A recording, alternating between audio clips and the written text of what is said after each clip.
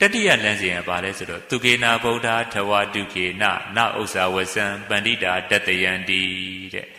ယဟန်တို့တဲ့ပညာရှင်သူတော်ကောင်းဆိုတာကောင်းတဲ့လောကရန်နဲ့တွေ့တွေ့မကောင်းတဲ့လောကရန်နဲ့တွေ့တွေ့တုံလုံးမှုမရှိဘဲနဲ့ကောင်းတာနဲ့တွေ့လဲမြောက်ကြွနဲ့ပြောမစုံမောမစုံမဖြစ်ပါဘူးတဲ့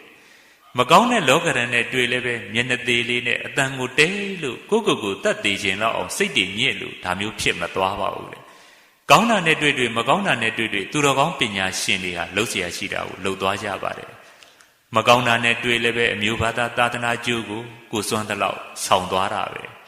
ကောင်းတာနဲ့တွေ့လဲမြောက်ကြနဲ့ဘဝမပျက်စီးအောင်ထိမ့်သိမ်းပြီးတော့ကိုတိုးတက်လာတဲ့စီးပွားဥစ္စာတွေနဲ့လောကနဲ့သာသနာကိုကြီးပွားတိုးတက်အောင်စောင့်ရှောက်ကြပါတယ်တဲ့ဘုန်းကြီးတို့ဘာနဲ့တူတယ်လဲဆိုတော့နန္တာတုံးနေနဲ့တူမှာပေါ့သူတော်ကောင်းတွေရဲ့လမ်းစဉ်ဟာနန္တာတုံးဟာဘုန်းကြီးတို့တစ်ပင်ပေါ်မှာနေသွေးပြီးတော့ပဲလိမ့်အလုံးတတ္တဝါတွေအတွက်အနံ့နဲ့ကျေစုပြုသွားတာပဲနောက်ပြီးတော့နောက်ဆုံးမီးရှို့လိုက်တဲ့ထောင်မီးရှို့တဲ့အထိမကျွမ်းမချင်းမီးသွေးမဖြစ်မချင်းအလုံးတတ္တဝါတွေကိုကောင်းကျိုးပြုသွားတယ်တဲ့သူတော်ကောင်းတွေကလည်းဒီလိုပဲကောင်းတာနဲ့တွေ့ဘုန်းကြီးတို့မကောင်းတဲ့လောကရန်နဲ့ပဲတွေ့သူတော်ကောင်းတွေကတော့